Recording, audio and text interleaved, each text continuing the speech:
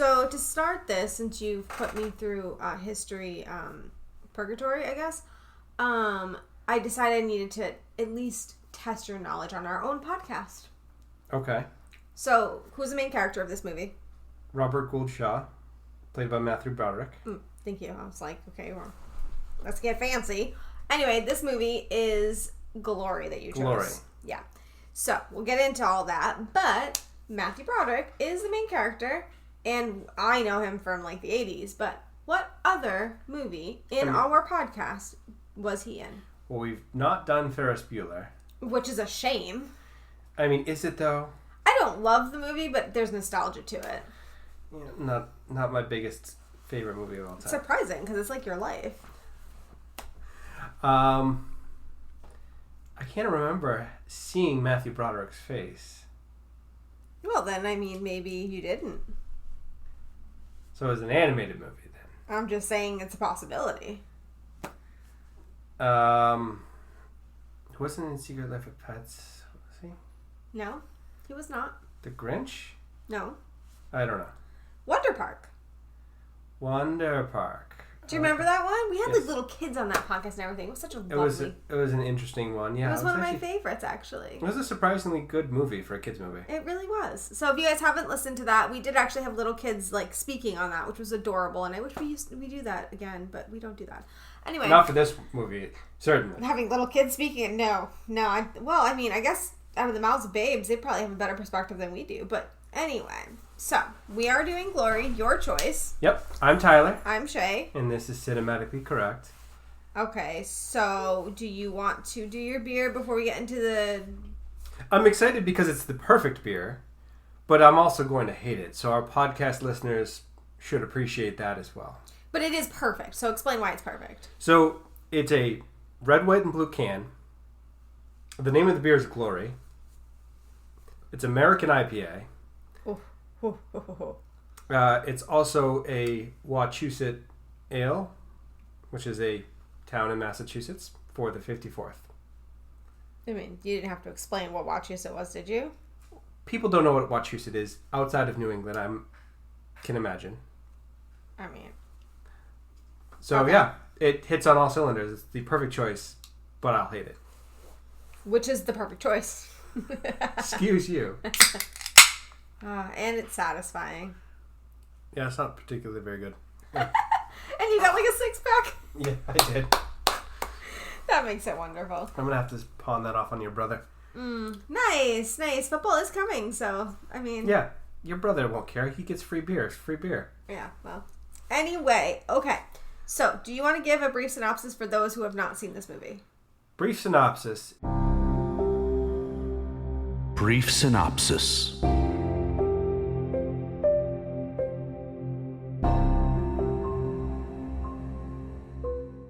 It is the historical retelling of the 54th Massachusetts, which is in all... 54th Massachusetts? The 54th Regiment? 54th Regiment of Massachusetts. Mm-hmm.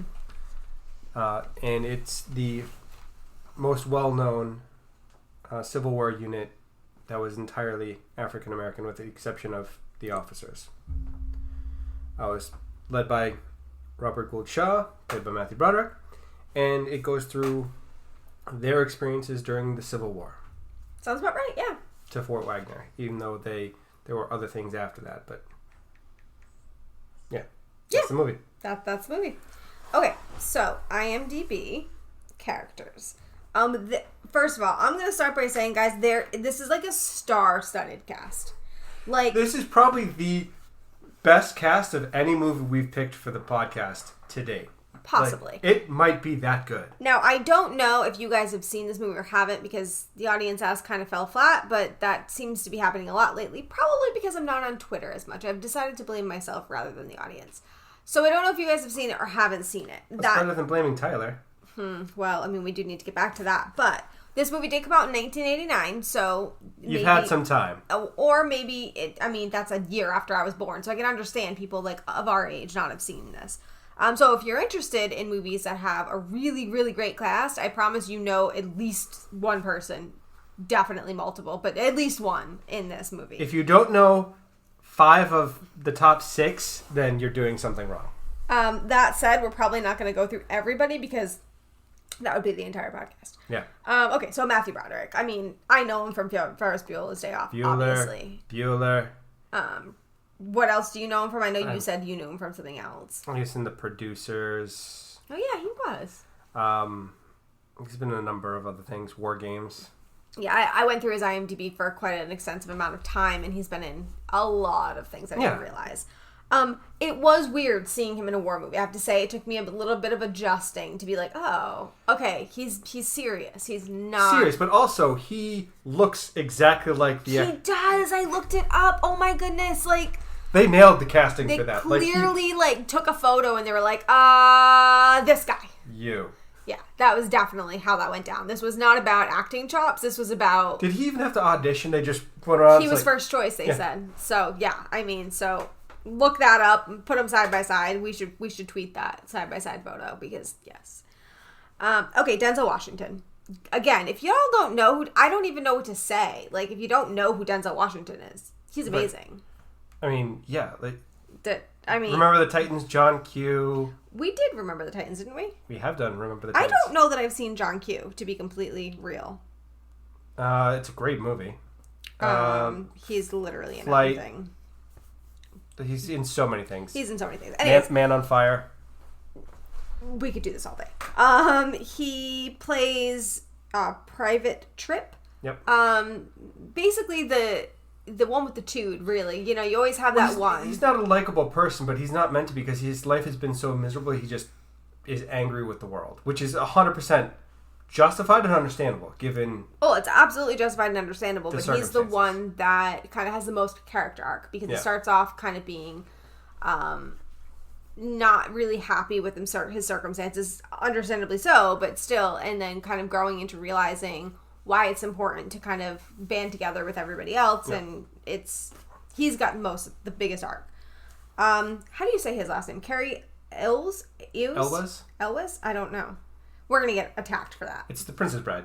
Well, yeah, that's what I said. I was like, hey, that's like Princess Bride. Something I actually know. He's also in so many things. I was trying to do my Gilmore Girls reference, and I went through his IMDb. He's in a lot of things. I mean, the other thing that I can think of off the top of my head is Robin Hood Men in Tights. Oh, yeah. I did not like that movie at all. But yes, he's in a lot. He plays the other officer who...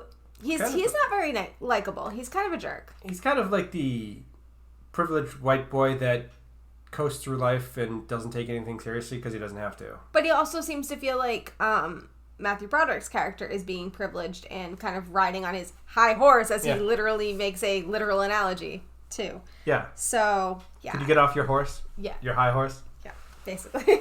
So, yeah, I don't know what to say about him. He really is just kind of a supporting character. There's not much there. He was perfectly fine at it. Oh yeah, he's good at playing a pretentious prick. I mean, he's really good at it. So it's kind of the role he was born for. He's literally typecast. I'm sure he's a wonderful, wonderful person in real life, but in this movie, he's definitely typecast. And generally is. Yeah, but we said that about somebody else in this movie. Actually, it was Bob Gunton. Yes. Who was the evil general, or the corrupt general, and then also he's the warden from Shawshank Redemption, which you've never seen, but. Everyone knows him from that. Thank you for having me for that for a millionth time on the podcast. But yes, I have not seen it. But yes, he's... So I'm sure they're wonderful people in real life, but just you fall into that typecast niche. Yes. Anyway, so the next person would be Morgan Freeman. And how does someone not know Morgan Freeman? He's basically the person that everybody wants to narrate their life at this point. Well, right. Like his voice is the backdrop to everyone's inner monologue. And he literally at least cameos in legitimately every movie. Well, he's actually my Lord of the Rings reference as well. Because he's in legitimately every movie. Well, yeah. I mean, he was in Deep Impact with Elijah Wood, which is Frodo from Lord of the Rings. So I'm done. Shocker. But I'm so glad that you picked the guy who's in everything. So, does that count? I guess. One of the top 5 best fictional presidents ever. What was he president in? Deep Impact. See, now it's one of those movies that the name says I saw it in my head, but like I picture nothing. So well, it came out the same time as Armageddon with Bruce Willis. The asteroid. I definitely saw Armageddon. The asteroid. It was the same thing. The asteroid hits the Earth and the world basically ends. Yeah. Yeah. Okay, so maybe I just confuse it. Probably. Yeah. Okay, so he plays. Is he a sergeant in this movie? I know he gets like awarded an honor, but I don't remember what rank it is. He's probably a chief or a sergeant or master sergeant, something to that effect. Oh, it's sergeant. It says right here, Sergeant Major John Rollins. Yes.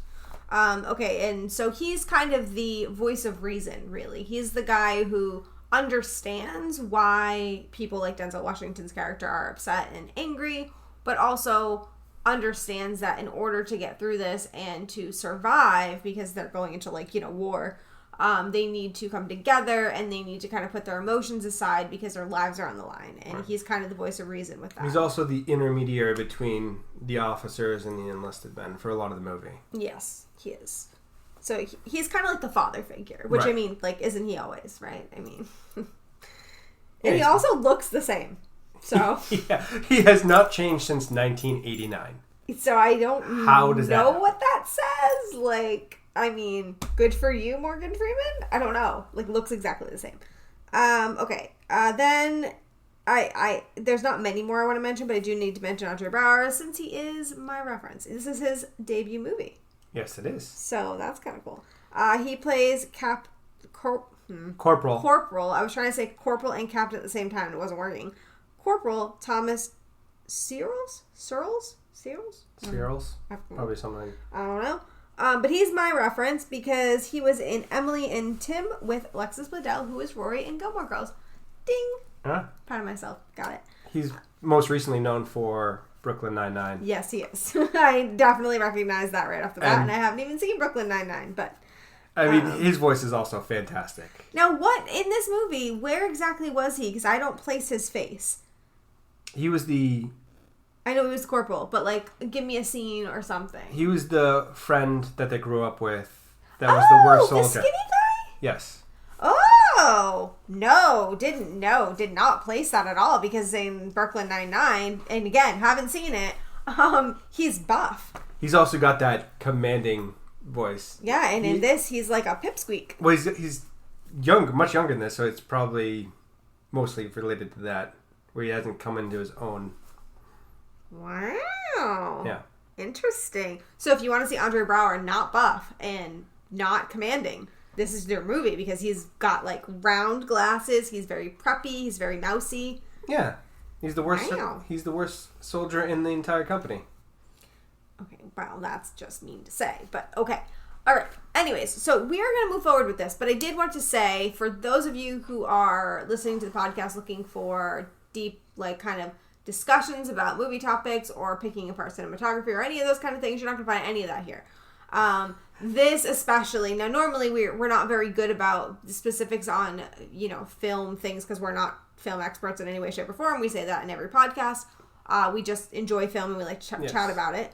But this film is based on a true story. And so there's not a lot for us to criticize or debate or try to understand, because it's a true story. It is what it is. There's not much we can do. We will do what we can, but most of this is going to be history based. If you don't like history, you're not going to like this. Yeah. So I just want to get that out there so people don't Well, I mean, for the music, it was quite a great soundtrack. Yeah, it was one of only 5 that won of orchestra-based soundtracks, or orchestra solo, singularly. I cannot speak today.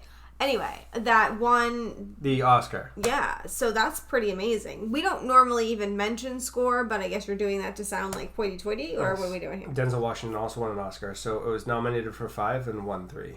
I mean, that's incredible. Yeah. But again, we can talk about that, but there's really not much else we can say. We can't be so what was this character's motivation? I mean, all of the acting is superb, because that you just heard that cast. How do you not have a fantastic movie with that cast? Yeah. I mean, the music almost had to be that good just to keep up. That's true. I will say, though, you can tell from Tyler's enthusiasm that he really loves this movie. we are going to have vastly different reviews of this movie. So if you are interested in hearing that, stay till the end. Anyways, so do we want to get into talking about it? Certainly. Let's compare the real versus the fake. Versus the fake. Or What's the movie. fake? Real versus the movie. Okay. The true story versus the movie. Okay, let's do it. So for a lot of the movie, it's actually fairly close to what we have on record for what happened. Right. With a few exceptions. So, and remember, history is written from one perspective, so right. there is always going to be kind of contention there. But so the 54th was put together as a bit of a initial publicity to get other countries to see this as a war over slavery, when it was tried to be deemed as a war against states' rights by the South, which is not the case. There was definitely slavery. Right.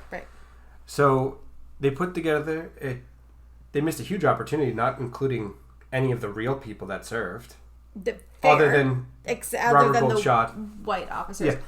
I'm not going to say anything about that. I'm not going to make an opinion there. But I mean, hey, two of Frederick Douglas's sons were in this regiment. I just need to say this, and you may disagree, but why was Frederick Douglass in this movie to literally make a cameo? When his kids were in this regiment. He could have been a character. Like, I saw him and I was like, oh, cool. It's going to be like somebody I recognize from history and somebody like, I mean, we've read all the books. Like, He could have had a moment with his sons wishing them well and then... Something. Yeah. Like, give me something. Like, and so one of the things about this movie, we'll talk about a little bit later, is none of these characters have backstories. And there is some reasoning behind that, and we'll discuss whether or not it's valid. But...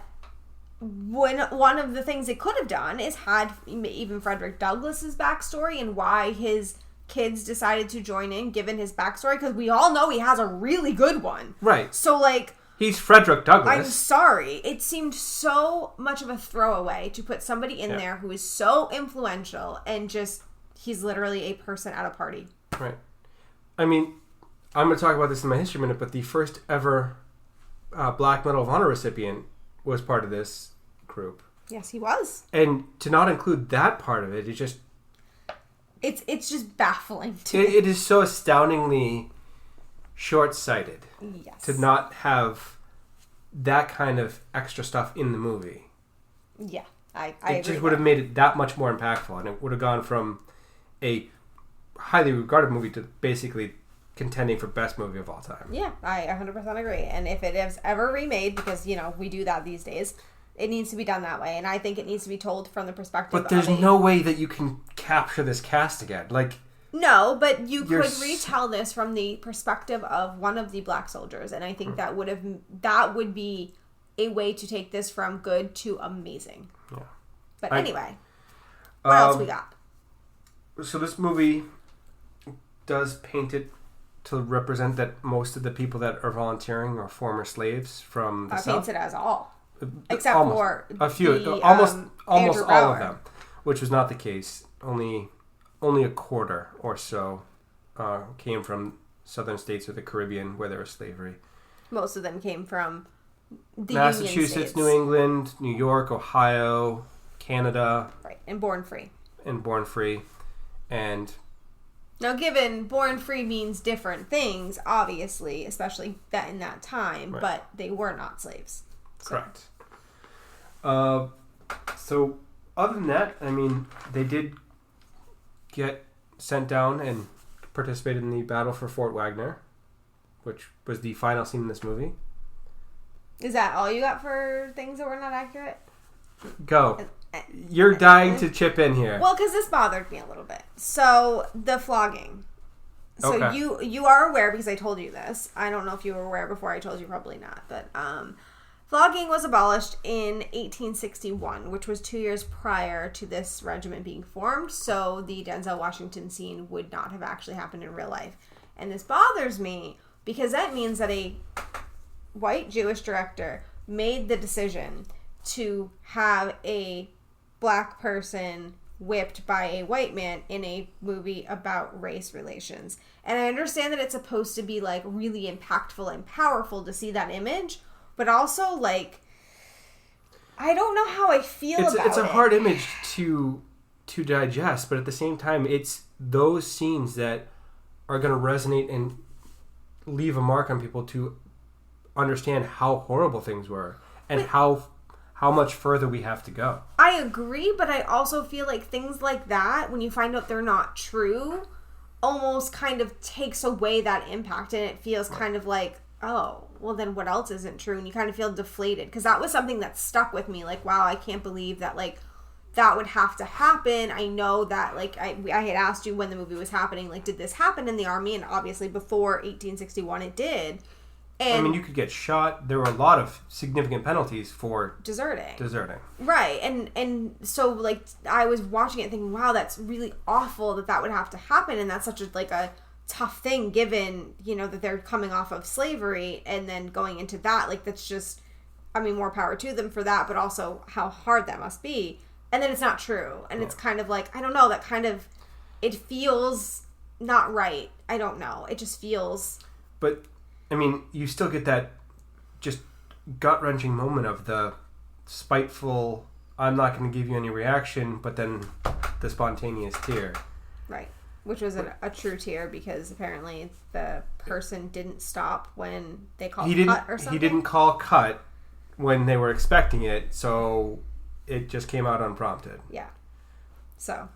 And so it's such a heartfelt moment that I don't begrudge him for including that, because it's a visceral thing that makes you realize how horrible things were. It is. It's just not being true has like a weird thing for me. But anyway, did you have any other untrue? Well, for the most part, the battle at Fort Wagner was a very costly fight for the 54th, which is true. I'm going to go into specifics in my history in a minute. But for the most part, it's online. Yeah. He requested to be transferred away from essentially guard duty and into actual combat. And so there's just a lot of truth there. I mean, the only other thing I can think of off the top of my head, which I don't know the words for because I didn't actually Google it, I just remember that I read it in something, but is at the end when they said that the Union never captured the fort, I think, is untrue. They did actually. It was just many years later. Right. So, yeah, that's really all I got for the differences and the similarities. Okay. So, one thing you had mentioned you wanted to talk about was the Boston Common Monument that this was inspired by. Yes. So, Kevin Jarre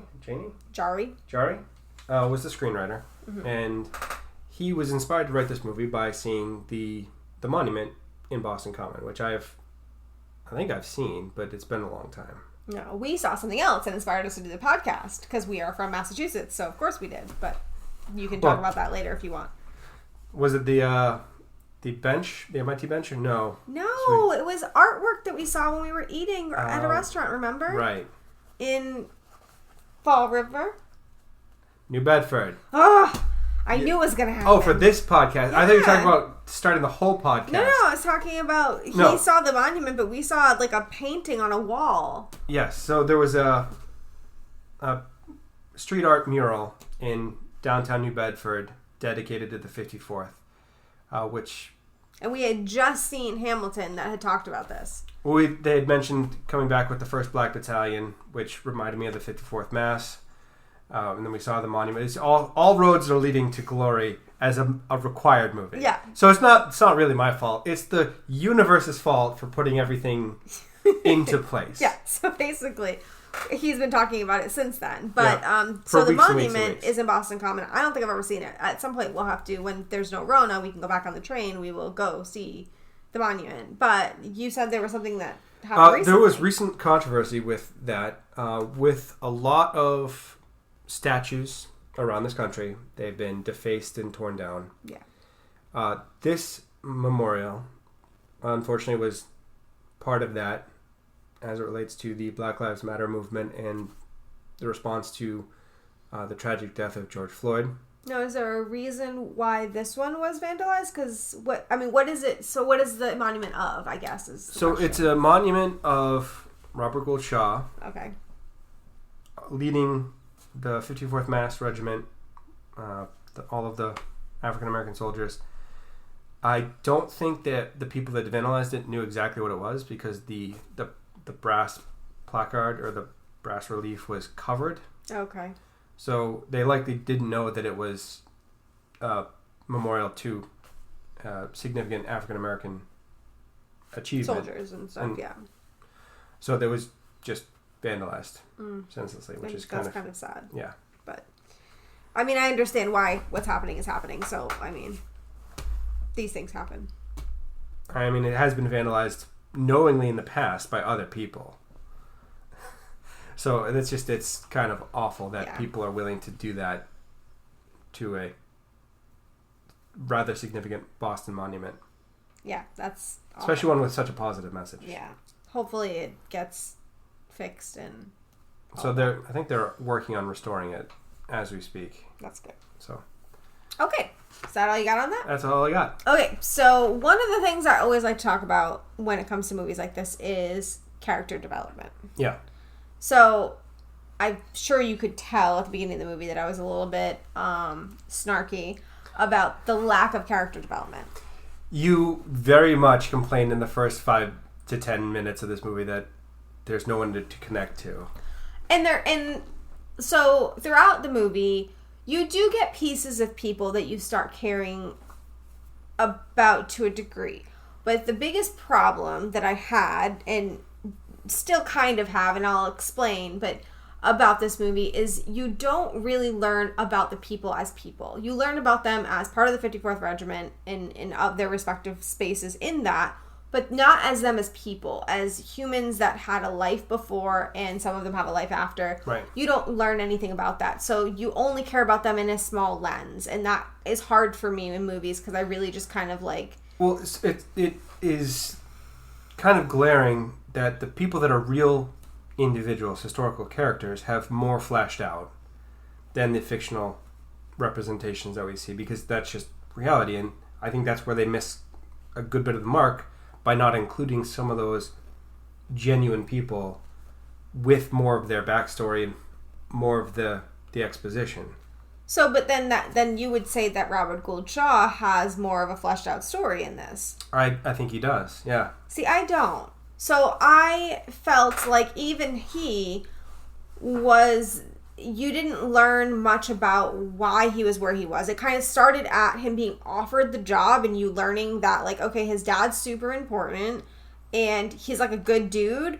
So, like, I guess, like, this is what he does. And that's, like, all you know. You don't know if he had a wife. You don't know if he had what he did before this. You don't know why his dad was an abolitionist. Like, what got him to where he was. What status was he? Like... anything. You don't know anything. You don't know how he has the connections he has. How does he know Frederick Douglass? You don't know any of this. Like, none of this is told to you. Now, maybe you don't care, but for me, as somebody that's not a history buff, I really need something to connect to. Otherwise, I'm bored. I don't, you know, and I got excited when I saw Frederick Douglass. I was in. I'm like, okay.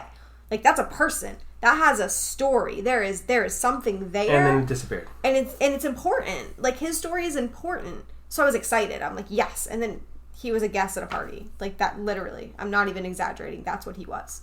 In this movie, yes. That was the representation that he received. Makes me want to vomit in my mouth. But, anyway. So, that didn't bother you, apparently. Not particularly, no. It's more a story about what they accomplished together than individual accomplishment. Okay. For me. So, but you would agree that the main character of this story was Matthew Broderick. So, he's the one that gets the most screen time, so yes. Okay, so I had told you I had an issue with that during the movie, yeah? You did say that, yes. So, there's something I'm sure many of you guys know called the white savior narrative or the white hero narrative or whatever you want to call it, whatever word we want to call it. But it's basically when a movie that is predominantly about people of color, and it can be any nationality, in this case, obviously African Americans, and where the white person gets kind of like a hero status, like they saved the day or whatever. And in this movie, I felt like that's kind of how it was played. Everything was kind of shown through his eyes, and it was very much, he fought for resources, and he kind of fought for them to go into battle. And while a lot of that may be true, they very much could have shown this from the perspective of an African American who, you know, kind of like this was a defining moment of their life. Give Morgan Freeman, Denzel Washington, and Andre Braugher some more screen time together, for the love of God. And give them more of a life, more of a status as a person, rather than just a supporting character to make him look better. Okay, but the reason I'm bringing this up is not to have a discussion about white savior, because we all know that that's not right to do, and we can argue whether or not they did that here. But I actually looked this up, and the director of the movie, remember, this was in 1989. Yep. His name was Edward Zwick, I want to Yes. say. He actually said that he was trying to avoid the white savior narrative. And the reason why Matthew Broderick's character does not have a backstory is because he was trying to avoid it. He wanted to put the spotlight on some of the African American characters and give them more screen time. So the studio was pushing him to have a lot more about like the beginning lives of Matthew Broderick's character, and he removed all of those scenes because he felt like it was too much of the white savior narrative, and he didn't want to do that. I mean, that's fair. If they had included more of that, you would have seen that more clearly. I mean, and I respect that he did that, but I think it's unfortunate because I think what ended up happening is he made so many scenes of, you know, the life of him and had to cut them that he wasn't able to make any more life for anybody else. And it kind of, sorry if you hear our dog snoring, she's snoring on my lap. Anyway, but so it turned into, now nobody has a story. right. So it was a really good thing that he did, especially in 1989, like good for freaking him, but also we end up with almost like a half white savior complex, but also no story and no like. I just feel it would have been more meaningful if you had given further detail to everyone, not just Matthew Broderick, but everyone involved. I would have liked to see the person who won the Medal of Honor. Medal of Honor, or even one of Frederick Douglass's sons. Both Frederick Douglass's sons. Somebody real. Give me just his real throw those story in there and give us some more historical context and some more backstory. Right. Make me root for somebody. Yeah. You know, like, it just, yeah. But anyway, so I needed to talk about that because I felt like it was, it's something that, especially now in the landscape that we're in right now, we do look at movies a little bit differently. Right. And I think that it's something that this movie did stand the test of time, and that it did the best it could, I feel like, given the circumstances. She's snoring away. I'm sorry about that. But, yeah. So, I wanted to at least bring it up, because that's something that I couldn't help notice the whole time. I mean, that's fair. But, I mean, this movie, to me, is more just about the narrative of this group of men rather than the individuals. Even though I would like to see it done with more depth. I need to find a movie that I can enjoy that is about a group, that isn't about a singular person, but still has some kind of, like, driving, like, storyline. Like, I need to find that, because I've not found that. I only seem to connect with movies that have a person that drives the story forward. Saving Private Ryan. Yeah, I didn't hate it, but I didn't love it. Okay. Well, we'll and also, they do have a story, because they talk about, like, the beginning and the ends of his life. Yeah. I mean, it does go on. The search continues. Yeah, the search continues. We'll find it. We'll find it. You know, we'll get there. If you guys have suggestions, we always write them down. So, You know, we'll get there. But anyway, we now need to set you loose. We know you want to talk about the history of all this, and I think that we can do that. So, come on, bore us. So, the History Minute. Tyler's History Minute.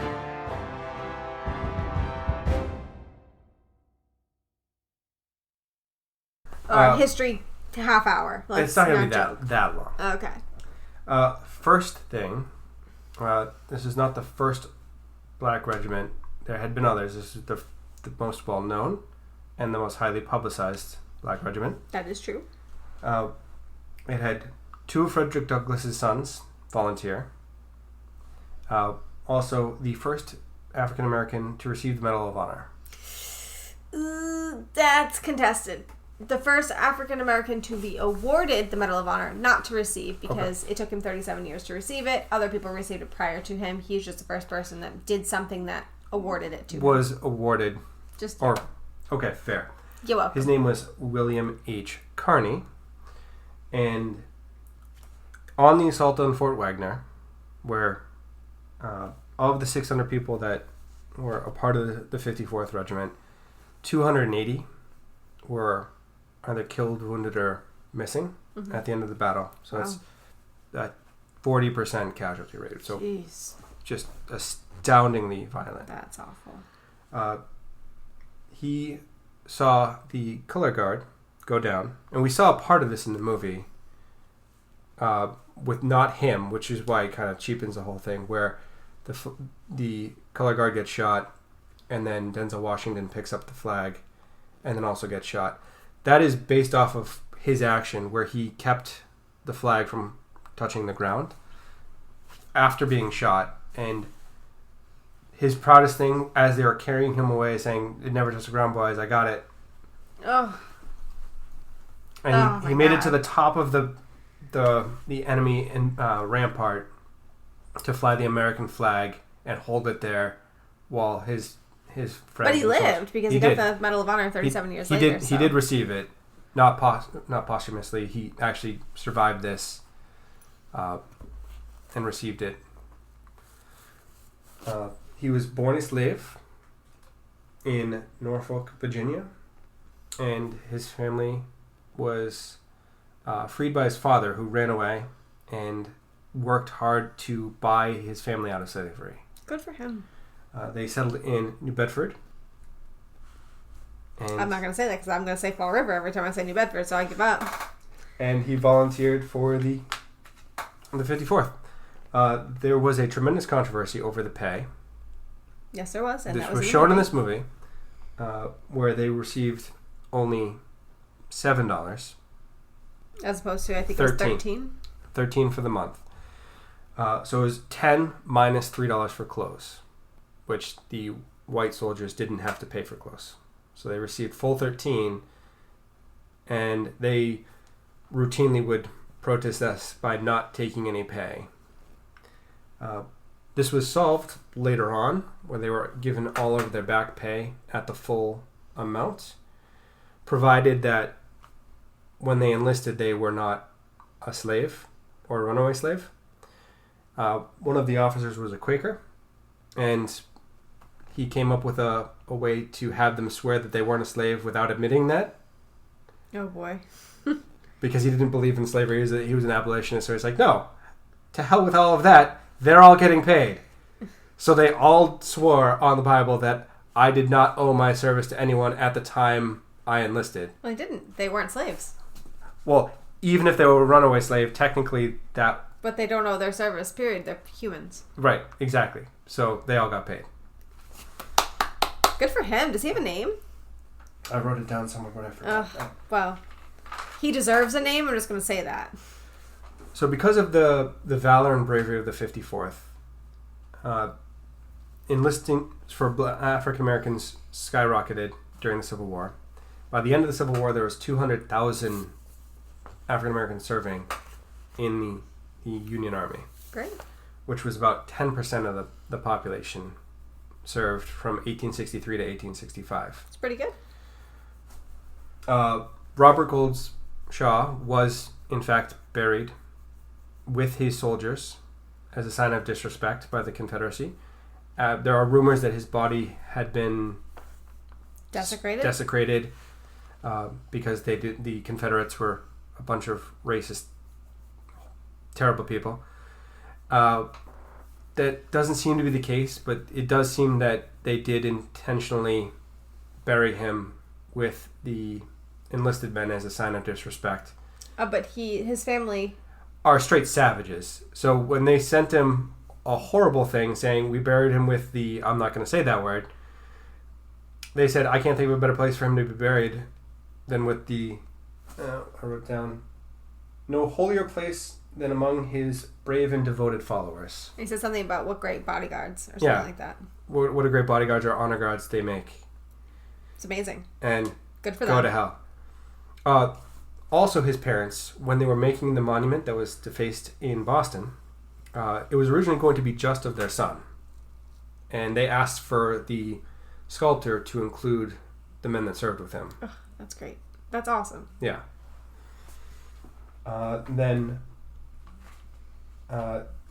For those of you who don't know, the American Civil War was the bloodiest conflict in American history. Something like 600,000 people died. To put that into perspective, Antietam, the bloodiest single day in American history, 22,000 people died. Ugh. In a day, in 12 hours. Jeez. That was the first battle that was in this movie, wasn't it? It was. It was the first battle depicted where Robert Gould Shaw was in the Battle of Antietam. And it beats Gettysburg on a per-day basis. Gettysburg is the biggest over 3 days, but this is the most violent day. This is the turning point in warfare where generals realized it wasn't a good idea to march in a straight line into a wall of bullets. Gee, I wonder why that would be. Yeah, they so changed confusing. after. They changed after this to adapt to. Oh, for World War I it was trenches, and then World War II it was tanks and airplanes and machine guns. Mm-hmm. But yeah, a little bit too late, unfortunately, for so many people. That's all I got. Okay then. I was trying to make it as brief as possible. Well, yeah, so much for a short podcast. But anyway, that was all informative, and I'm sure there'll be more Civil War movies coming, considering I wrote down 3 while doing research. You just gave me Gettysburg. And I have 2 others, so there's that. Okay, so I do have audience ask. Audience asks.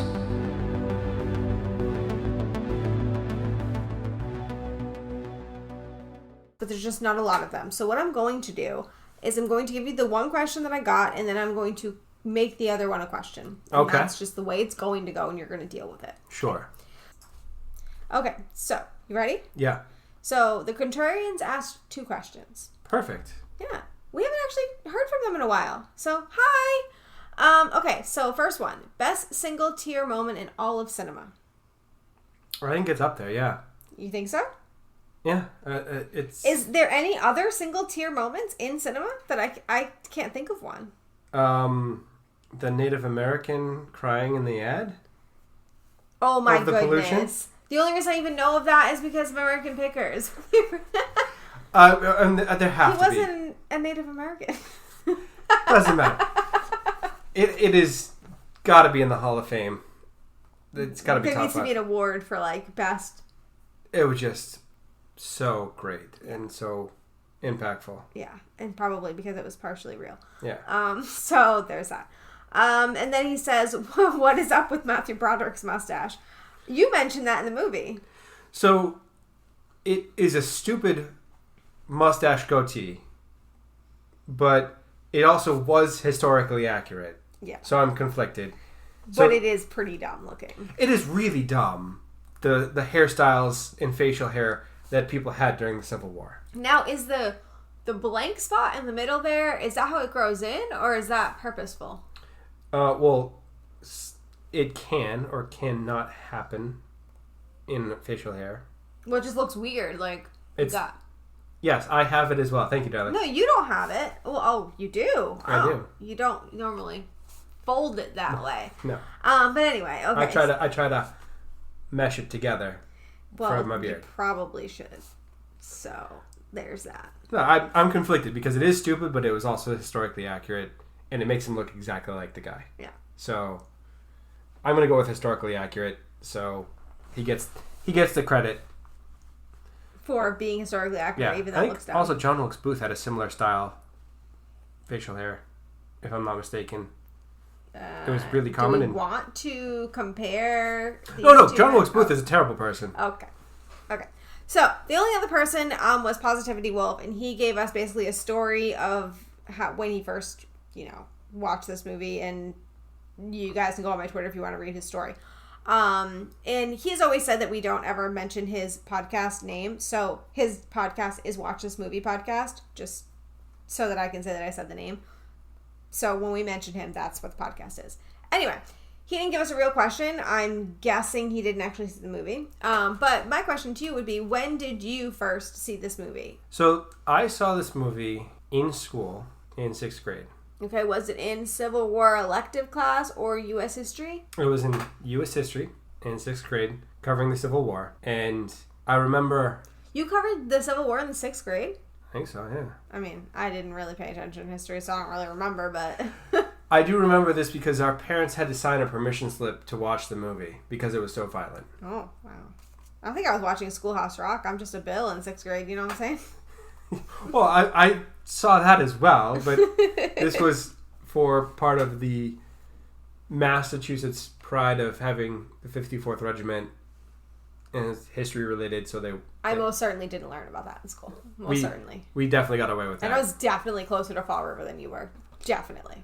New Bedford, darling. I'm never going to get it. New Bedford. You're If killing anybody wants to know, they're actually very close together, so that's why I confuse them. They actually look almost very similar. Yeah, they're basically next to each other. They're basically the same thing. Basically. All right.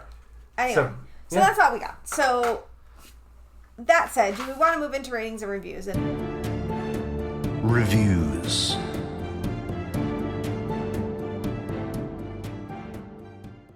And I just want to say that our marriage should not hinge on ratings or reviews. It should, because the ratings are consistent for this. So, Rotten Tomatoes, critic score gives it a 93. Whoa. Audience score, 93. Wow. Okay. All right. Identical We're ratings. struggling today. It's 9 o'clock at night, guys. So I was going to give it a 9.25. Wow. Yeah. Oh my. Okay. So what's your reasoning for that? I mean, the cast is so great. Like, the cast is it for you. The cast, the music is great as well. Like, all of the inspirational tones, and it's an uplifting story. It is a very inspirational story, yeah. And it's a story that needed to be told. It's hitting on all sides. It's going. So yeah, 9.25. Can I do like the Homer Simpson goes into a bush meme right now? Okay, so I was gonna give it a 6, and I know that's hurtful. However, the reason I'm giving it a 6 is because I feel that it missed the mark on the way in which it was told. I feel like it would have been a way more impactful story if they told the story of real people from the perspective of some of the soldiers. And if they wanted to do the story from the perspective of Robert Shaw, is that his name? Robert Gould Shaw, yes. I don't think that would have been the best way to do it, but if they wanted to, they needed to give me more of a story. It felt like it was missing a lot of the important pieces that got them to where they are. That didn't just happen. It didn't come out of the blue. Like, there was a story there. Yeah. So I had a hard time connecting with it, and for that, if I didn't know it was real, I know I would have been bored. I know I wouldn't have even gotten through the whole movie. So... You're killing me here. Yeah, and Frederick Douglass does not deserve a cameo. He deserves a part in the movie. When his two sons served in this war, that was criminal. Well, I will 100% grant you that was criminal. Chopped off at least a full point for me, because no, I'm not okay with that. Like, no. Yeah. I mean, that's hurtful. If it was... No, I'm not going to say that. But there are other people that if that happened, you would have knocked off multiple points. So... Yeah. That is entirely fair criticism, yes. Honestly. Thank you. But it still hurts my soul a little bit. I'm sorry. And, we will find a war movie that we both love. I promise you. But this is just not going to be it. Anyway. Okay. Next week. Yes. So, next week. We are getting close to October, so I am starting to get ready for spooky films, and I am excited about it. So, I decided that next week... Darling, it's September still. It's early September. We're getting there. Anyway. Early September. Still coming. Anyway. I've decided that we're going to do Stay Alive, which is a 90s or maybe early 2000s horror movie that I saw in the theaters, and I've got some questions and need them answered, and you've never seen it. I have not seen it. So I feel like it'll be a good movie for us to watch. I've seen the trailer. And it looks okay, right? I'm fine with it. It's a video game that kills people. Yeah. Spoilers. Yeah. Well, I mean, you can't spoil much. You have never seen the movie. No. So, anyway. So, I think it'll be fun. I think it'll be a good movie that we can like talk about and get into. It'll be a light-hearted horror movie comparatively to the dense history movie. Yeah, we needed a little bit of a break. Yeah. Okay. So, sounds good. I'm excited. So, if you guys want to talk to us outside the podcast, I am on Twitter at cinematicallyc, and Tyler's on Twitter, blame TylerCC. Reach out to her. Always reach out to me. If you have audience ask questions and you don't see the audience ask up, please tweet it at me anyway, or DM me, or email us at cinematicallycorrect@gmail.com. We'd love to have an actual week where we have like 1 billion to choose from, because that would just be wonderful. We'll do extras if that happens. Yeah. No, I don't expect it to happen with the next one, because I feel like this movie is one of those things that everyone in my friend group saw, but nobody outside of it saw, because everyone I've ever spoken to outside of that doesn't know what it is. So, I don't know why it was so popular. Probably One Tree Hill, but we'll get into that then. So, we'll see. But anyways, thank you to Jake and Athos Music for our intro and outro music, and we will be back next week with Stay Alive. Thank you all for listening.